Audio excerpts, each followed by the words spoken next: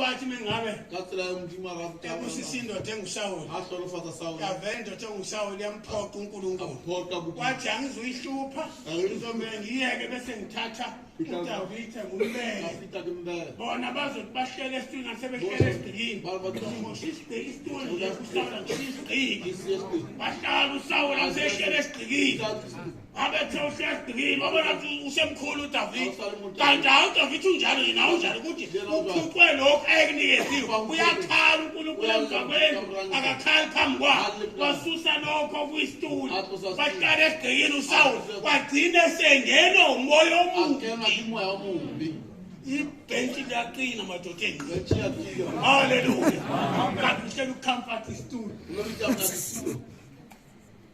Nkosi ngibusise nawe ngiyabonga abapostoli angibongi ngoba labo mama ngoba sesibaningi ayithi inkonzo ebuhlungu ngathi athi sibashobha mabena noma sebenza kube ngathi silahliwe hayi madoda ngiyabonga uNkulunkulu uyabusisa angani uthi ngizocula ngithini manje ngizoshicula ke manje ubaba wethu nomama wethu benza umsebenzi wabo hayi wethu amen Amen. sengaba nomama ngolifile kodwa awusifaba manje nomama thola mabena angingcwele mina angingcwele thola mabena kodwa ngiyazama ukuba ngcwele uhloniphe nje lokho kwenzekile lo nyaka kunina unyaka ongasophinde nokhoza namba abantu banishuta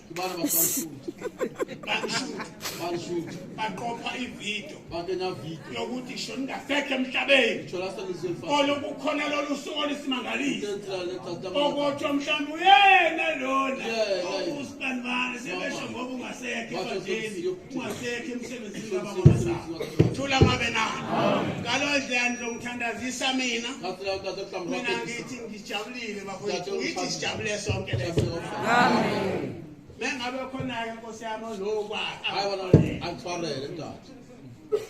uNkulunkulu odalela kuthayile Kimram timabeyile ngempela ngempela ubaba Archbishop nawenzile kodwa uNkulunkulu arathile. manje ke sithandazisaneni Ngaphelisane bapostoli. bathi ukuzalwa kwengane Utswala ngwana uyadina umakhelwane uyathina mamhayilwana.